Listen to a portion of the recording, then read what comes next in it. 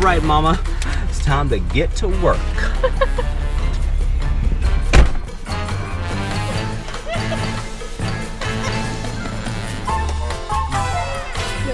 Oh, tough crowd, Dick.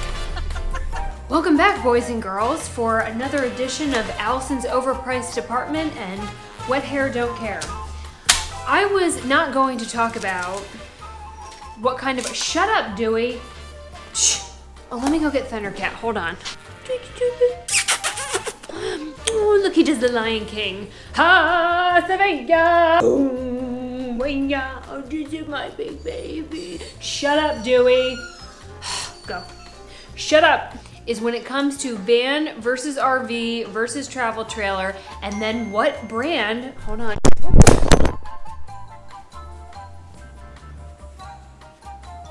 Welcome back, weirdos, to another edition of Casey's Nasty Car. I look like a drug addict most days in this car. It is just...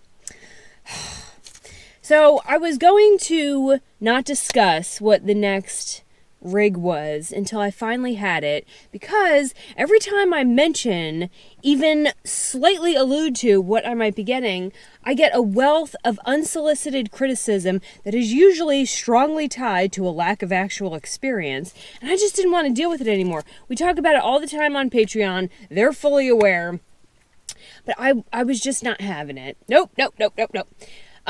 However, at this point, the actual purchase of this new adventure has been such a nightmare that I figured by not saying anything, I was not helping anybody kind of avoid the mistakes and headaches and overprescription of Xanax that is involved in this kind of purchase. So we'll just rant away.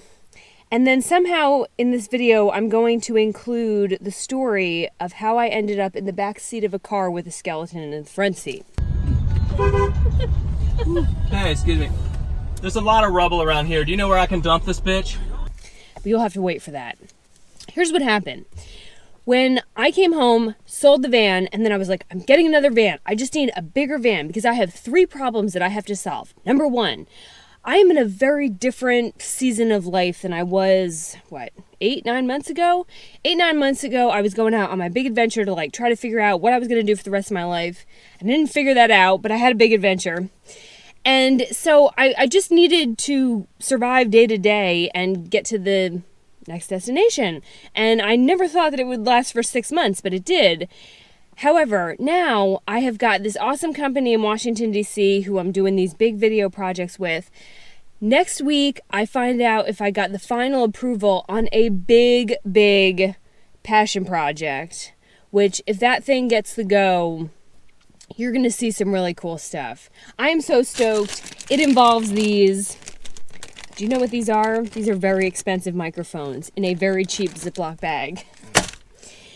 We'll talk about that later. So I've just got these, work projects. And when you edit video, what I was doing on the road is every night I would have to scoop up all my gear and get my laptop and then go to a Starbucks and drink a cup of coffee that was absolutely nasty and sit between Bob and Sally, who are having their first interview for a job, Bob's startup that he runs out of his mom's basement. And then over here is Jim and Nancy, and they just joined Match.com, and they're having their first coffee date. And no. When you edit video, you need to get your heart right with the Lord. You need to be in your Tinkerbell pajamas with 40 ounces of Earl Grey tea, milk in after water. You need to just really concentrate, have all your stuff out, because you are doing really tiny edits and listening to the nuances of music. You just need to be comfortable. Part of that comfort is also having climate control. Now, I had the air conditioning and the heating, but it was generator powered in the van, and that just had to be solved, and it had to be efficient. It did not need to be search for somewhere where I could run the generator and then take it out and chain it up and all that. It needed to be quick, because now time is money for me. Okay, and then the third problem I had is because I got kicked out of the house I was house sitting, because they threw away the rest of my stuff, which I'm pretty sure included all my tools, I have nowhere to do construction. Now I know these hippy-dippy millennials are like, we just work on it on the road. No, then you're living in a construction project and you've just got to hope and pray that your friends are going to let you commandeer their garage and all their tools and everything else. I don't believe in doing construction while moving. I can say after 6 months on the road, you could never talk me into that theory. No. So I've got nowhere to do a van build down. Also, it's a high of 79 now in North Carolina, and I am freezing. I can't stay here that much longer. I'm going to die. I'm not built for all this. It is not very well insulated. So when I kind of lightly tossed it out there that I didn't think that a van was appropriate mostly for the editing and work needs that I have now, oh my God.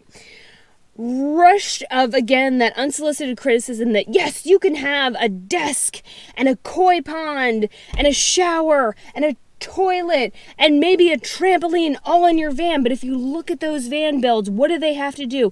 It is like solving the fucking Da Vinci Code to find a setup. You gotta like pull this out and then bring the leg down, and if you want to take a shower, you gotta like go outside and bend the lid, and then you gotta push up the bed and find the dish. I mean, like, everything is this coordinated Rubik's Cube to get what you need, and that is not going to work for this season of life. I need to be able to sit down, edit, work, move on. Find somewhere I'm going to go next, find a cool travel story there, shoot it, get back in, edit, go. Like, that is, when you are making money editing video, that is your workflow. So I just didn't want to do it. And of course, in all that advice about why I'm totally wrong that you can't fit all this in a van this big is, if I just had solar, then all my problems will be solved. Read the solar comments. If I told these people that I had an inflamed prostate, they'd be like, well, that wouldn't have happened if you had had solar. When I went to look at a bigger van, the biggest van that I can get in a ProMaster, I do not want a Sprinter van. They have a horrible reputation. They rust, they are faulty, no to a Sprinter van, but those are the longest. So then I had a Ford or a ProMaster. I just loved my ProMaster. I want another ProMaster. The biggest ProMaster is the 3500. I got out my measuring tape. Where is it? Who knows, in this car. And I'm at the dealership and I'm measuring it, and it's, I think it was like 12 to 13 extra inches for the 3500. Guess what that correlated to in a price tag? $10,000 more. $10,000 more, not for upholstered seats, not for a koi pond in the back, not for ducted air.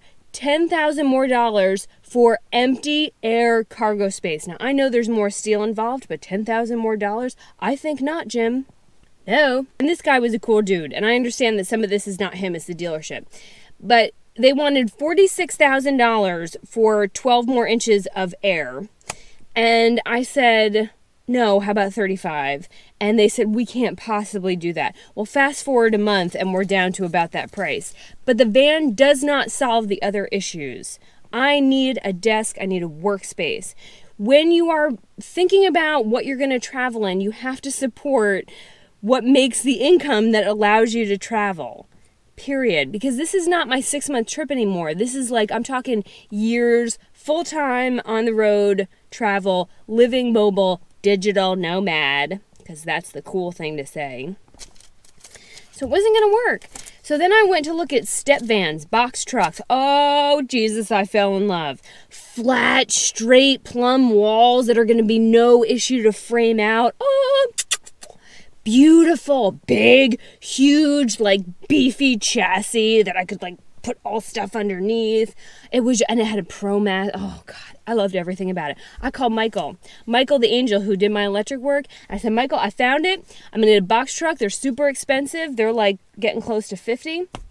This thing's going to be great. It's going to be easy to frame, easy to insulate. It's big. I could put a desk in there. And he said, okay, so you want to put all this plumbing, all this electric, frame it all out. He said, so you want to build an RV? No, Michael, I don't want to build an RV. I don't like RVs. I'm going to build out a box truck. And he said, Casey, everything you're talking about putting in that box truck, that is a huge construction project because you got all the tanks. You got to, I mean, it's like a van on steroids. It's huge. He said, you're trying to build an RV. So Michael had one of those conversations with me that people who care about you have, where they kind of like put their hands on your shoulders and say, you're missing a step. If you want to do a box truck, that's not something that you're going to sell in 6 months. That's something that you're going to live in for a long time. And you need a really good education about where you want things laid out, how big you want your tanks, what kind of electrical system you need, and it has to be outfitted to something that big. And he said, the step you need to take is you need to live in an RV for a little while. And I said, no, I don't like RVs. They're cheap. They're not made to live in full time. Everything is brown and plastic because RV manufacturers don't know that other colors exist. Everything folds out into a bed. They've got that hideous tumor for the Class Cs over the cab. And the only people who use that ugly, non-aerodynamic tumor are people who have a bunch of little crotch goblins who they need to like throw up there so they'll go to bed. No, I don't want an RV. And he said, it's just the step you have to take to figure out what you want for the box truck.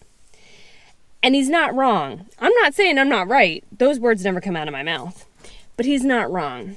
So I thought about it really hard, and I said this, and I think this is going to be a great education, not only for me, but for other people, about being in a vehicle that is that large, figuring out every single thing I want, and then taking the big girl step into designing a big 17-foot cab box truck.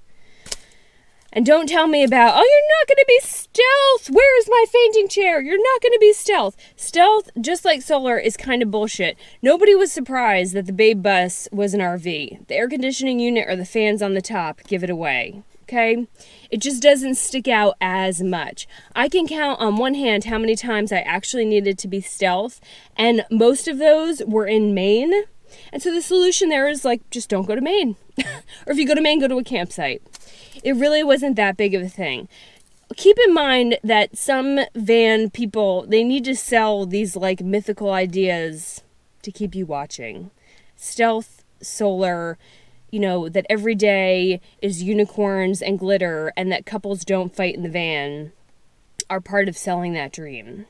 And yes, I know that there are people who have YouTube channels who are full-timers and like have been in them for years, but also keep in mind that their income stream is tied to that van. So if they change it, they have an income problem.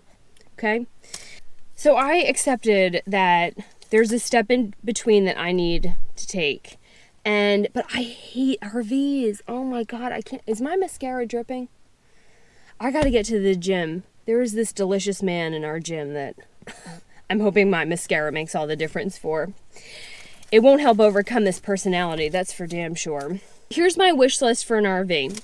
I need a ProMaster or Ford chassis. I am willing to consider a Sprinter chassis as long as I understand or learn that there is a distinction between the Sprinter van, which has horrible reputation, and the Sprinter chassis. At the end of the day, the Sprinter chassis is the #1 heavy-duty hauler chassis in the world.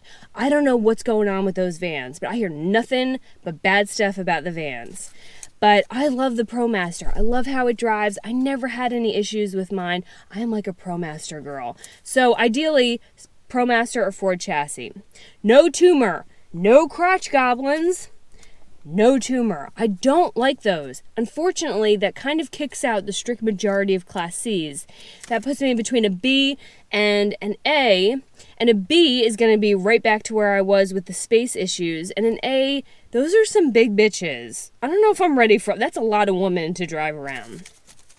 No tumor. I'm looking for 24 to 27 feet.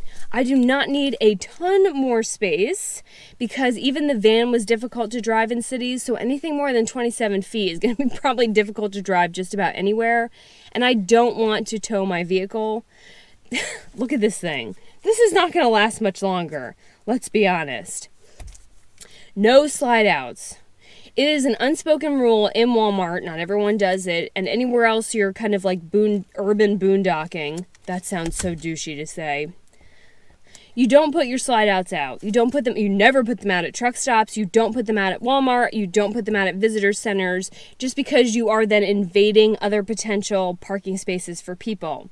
So that said, since I rarely ever stay in campgrounds, I don't want to have to put the sides out to use the rig. And now they're designing a lot of these where they have fold up or Murphy beds. So the only way you're going to bed at night is if you pop that slide out. No thanks. No. Plus, what if that thing gets stuck? Nope. I don't want slide outs. Good gas mileage, room for a desk, none of those folding beds or anything like that. Used and under 50,000 miles. Now I have the check. I am ready to go. I need this thing. It is freezing here at 79 degrees. I've got to get going. You'd think that this would be easy. But let me tell you what it's like for Casey Roman to try to give someone all of her money so she can buy an RV that they need to sell. You'd think it would be easy. It's not. First dealership. I fell in love with this thing. Oh, I thought it was so kind of perfect. It wasn't, but I thought it was. It's kind of like dating. You know, you think they're like all beautiful and glossy, and then like you get under the hood, so to speak, and you're like, oh God, no. No, thank you. Next. So the first dealership, they said we came to an agreed upon price, and then they said, okay, it will arrive on our lot at 2:30. Now I was going to have to fly, buy a plane ticket, buy a place to overnight sleep the first night, so a hotel. And this was going to be a big investment and a lot of risk because it was sight unseen. So gets there at 2:30, and I told him I'm going to have to like order all these tickets and all that, so I'll be in touch. 8 a.m. the next morning. Also, this is up north, so it's already cold there, so like people are not scrounging to buy RVs left and right at mid-October where it's already going to be snowing. Like, I don't think so. So he sends me a text message at 8 o'clock the next morning, and he says, 2 other people are trying to make the same deal as you are on this RV. Are you ready to put down your deposit? And I said, bullshit, that is not true. You are making that up to try to pressure me into putting down a deposit. So I'm going to call your bluff. I wrote back and I said, congratulations. That is so exciting that 2 other people in such a short amount of time are trying to also buy that RV that has been on your lot for a hot minute. I'm so excited for you. However, I do not want to fight other people for that RV, so I'm just going to keep looking. Thanks so much. Bye. And my phone rang like that. Because he was lying. I can't stand that bullying. Like, oh, if you don't get it, you're going to lose out. Like, there's a lot of other RVs. And so a month later, less than a month, probably a couple weeks, you will be amazed to hear that that RV is still on that lot. Isn't that crazy? Those 2 people just disappeared. So that was the first one. I found that exact RV in Charlotte, North Carolina. I drive 4 hours one way. I am ready to buy this thing. They tell me that it is all checked out. It is good to go. She is ready to drive off the lot. And I'm like, I am going home with this thing. And then I get up there and I walk in and it is covered in dog hair. Gross. Do y'all not clean this thing? I know it's been on your lot for a while. Covered in dog hair. It's dirty. We take it out on a test drive. I don't even get out of the lot and I'm like, hey, this air conditioning is blowing kind of hot. It's a ProMaster chassis, so I know how to turn on the air conditioning. I actually really liked this guy, but we get on the road and then it's just blowing hot air. I'm like, did anyone check this thing before I drove 4 hours to get here? Air conditioning is broken, and then maybe a minute or 2 later, I hit the lights to change lanes, and the lights go out. So I said, where are the service records on this thing? Like, what else is wrong with that? We don't have service records. I don't know what it is about RV dealerships, but if they're selling you a used RV, they don't have any service records. They will tell you one of 2 stories as to why. The first story is, and they're both kind of made up, I think, is that it's brand new, and so we didn't think we needed to ask for service records. Of course you needed to ask for service records. Duh! The second story is that because of the Patriot Act, they are not allowed to ask other car owners for their records because you're not allowed to be able to know their names and their addresses and get in touch with them. That's either a crazy clause in the Patriot Act that I've never heard of before, or it's a really convenient way to not supply you with the information that might impede you buying a used vehicle because you're going to see all the stuff that was wrong with it. When you buy a house that's used, you're allowed to see all the permits they had on it. You can look them up on the tax records. You can find out who owned a used house. When you buy a used car, you can get a Carfax report. So that story might be bullshit. They didn't have any service records. They had no idea when the last oil change was, and stuff was broken on it. So fuming mad, I drove another 4 hours back to Wilmington, North Carolina with no RV in my hand. So then I find yesterday what I am convinced is going to be the one. Now, the first time I talked to this woman, she gave me a really bad vibe, and the lesson here is that when someone reveals who they are as a person the first time, believe them the first time. She gave me that like, well, I'm going to try to sell it as fast as I can, so you better like, I was like, okay, again, it's like going to be the winter time, and I don't believe you, but okay. We finally come to an agreement on terms. I drive 4.5 hours now up north, and I get there, I see the RV, I'm like so stoked, and I walk into it, and it is covered in fucking dog hair. What is it with the dog hair? When you're in a house and there's dog hair, it has places to hide. When you're in an RV and there's dog hair, it has nowhere to hide. Have you ever been in someone's dirty house and you like don't want to touch anything? That's what it was like. When I opened up the stove, there was crumbs and like splotches from cooking in the stove. The mattress covered in her hair and dog hair. Dog hair everywhere. Filthy. Ugh. A plug was broken, and when we started the generator to test the generator, there was no fuel in the generator. The gas tank was less than half full. I figured since this is a grown woman, I don't have to tell her that she needs to fill up the tank so that someone trying to give her a check for too much money, that she needs to allow them the ability to test it. So she wasn't there when I first got there, and I talked to the guys, and they said that it had been on the lot for a while and that she had kept coming back and forth to use it. And after a while, they were like, we're not going to keep detailing it every time you come for a joyride. And I don't blame them. So she gets there, and now I'm like level 6 Hurricane Ninja Ginger mad because I have come very far. And this thing is nasty. And she gets out of the car. And have you ever seen another woman where it's just like money? It's just, you can just tell it's money. Money, money, money, money, money. And so I take a deep breath. Hold on. I don't know who that is, but they don't need to talk to me right now.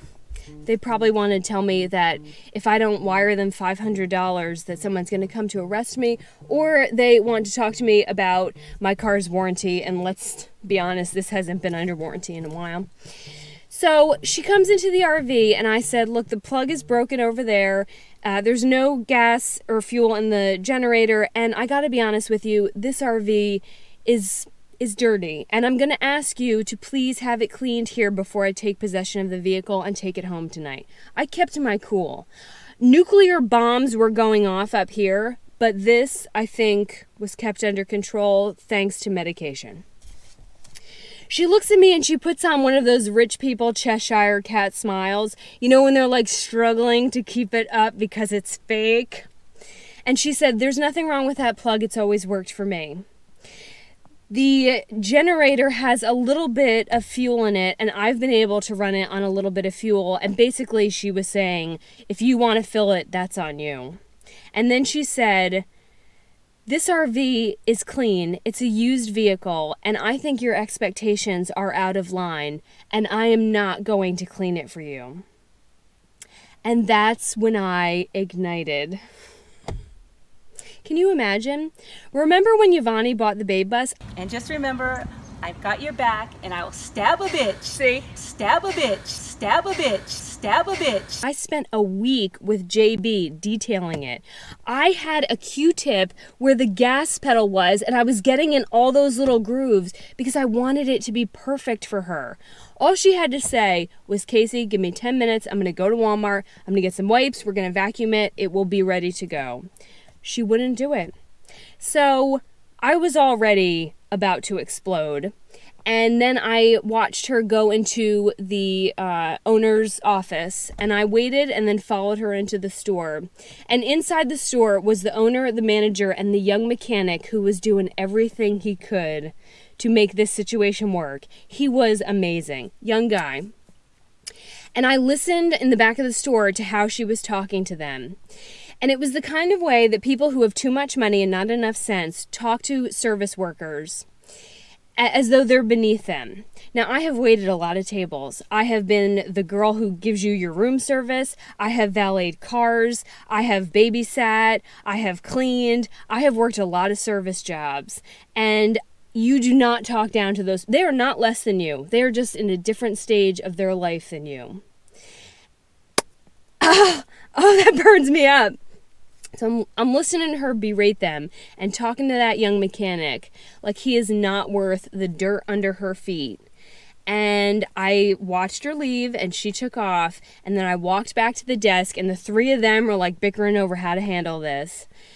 And I said, I think if we clean the RV, it'll be fine. And I think if we change out the fuse or whatever on that plug, it's going to be fine. And I think if we fill up the propane in the generator and test it, I think it's going to be fine. I think it's going to be a great RV. But I have a pretty heavy check in my pocket written to her, and I don't feel good about giving someone who talks to you all that way and talks to me, I'm not giving her my money, because this is a huge thing for me. I never thought that less than a year ago that I would be buying an RV and hitting the road again. I never thought that all of you across the world would be listening to my stories. None of this I thought was feasible. So this is a huge purchase for me, not just because of how much it's costing me, but because of what it means to me. And I get to choose who I give my money to. And I'm not giving it to someone who treats other people that way. And when men get really nervous and don't know what to say, they just kind of blink. And so the three of them stood there and looked at me like this.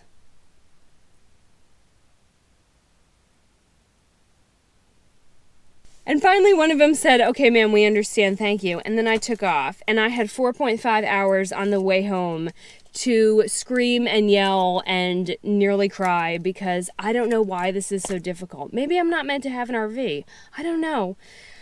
Anyway, the whole point of that story is it would be a lie to think that you're just going to show up at an RV place and you're going to test a couple and it's going to be easy and you're going to drive off. If you're buying a used RV, they're not going to give you service records at the dealership. If you buy it from a person, an individual, they will have service records, or they should. You just don't know what kind of person you're going to be buying it from. It is really hard to find an RV that will give you even remotely close to the things that you will enjoy in a van, but it's going to give you a whole lot more space, and it is going to be closer to routine living systems that will make work easier. I do believe that. So anyway, I told you all my wish list. If there is anything in your community, I'm willing to travel, but only if I have some more reassurance that it's going to be clean and going to be working. I need to buy this thing. Like, we've got to get going. I am dying to tell you all what these are connected to, the project. I want to get back out on the road. I have ideas for what kind of stories we're going to shoot on the road. But this has kind of been a nightmare. So, any tips for buying RVs, even buying vans, let's share them in the comment section. Let's also talk about what kind of brands you like, because God knows buying a brand of RV is like asking someone what their favorite football or hockey team is. There are Winnebago people who will only buy Winnebagos, Coachman people, there are people who hate Forest River, there are people who love Forest River. It's all across the board. So let's share the shit out of what's worked for us so that other people do not have to go through what I'm going through. So in the middle of all this, Allison notices that I'm getting like super stressed out and need to have some fun. And what other way can we have fun than scaring the shit out of people in Wilmington? Someone who lives in her apartment complex named Josh. Josh is going to be involved in that big project that I can't tell you about yet. Josh is a forensic dude, and people who are in forensics are allowed to have teaching skeletons. Josh has Agnes. Agnes is a slim woman. Doesn't talk a lot. She's kind of perfect. And so Josh pulls around the corner at Allison's overpriced apartment complex, and Agnes is in the front seat. Naturally, I do what I am born to do, which is get my camera. And we hit the streets of Wilmington to scare the shit out of people and try to make people laugh and smile, because God knows that's what I need right now.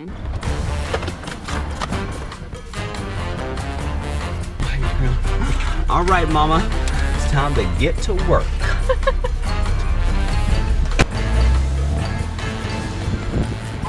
Well, it's a good teaching skeleton, but you know, my license to transport biogenic materials runs out in December, so this month is particularly important. This is just, that one's plastic. Yeah, I mean, it's a... Well, I figured. I mean, it's a, you know, it's just a teaching skeleton. All teaching skeletons are real human skeletons, but they, I never knew that. Oh yeah, if you donate your body to science, that's most likely where you're going to end up after your organs are harvested. So you have a...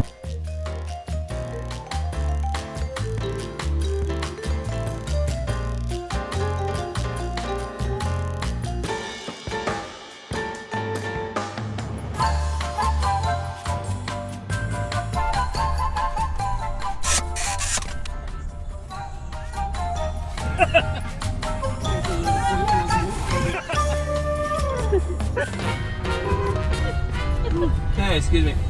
There's a lot of rubble around here. Do you know where I can dump this bitch?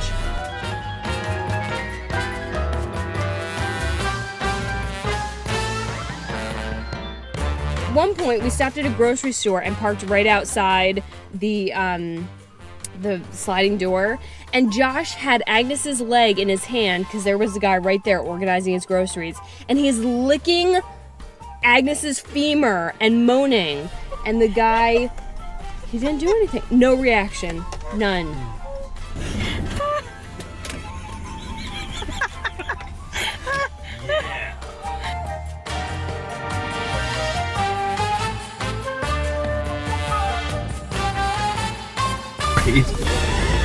My cousin like that. Why you do my cousin like that? Shh. No.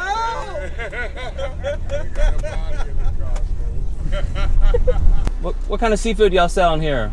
You sell spouts. You sell crabs too, shrimps, fish. You got anything to put an ass on my girl?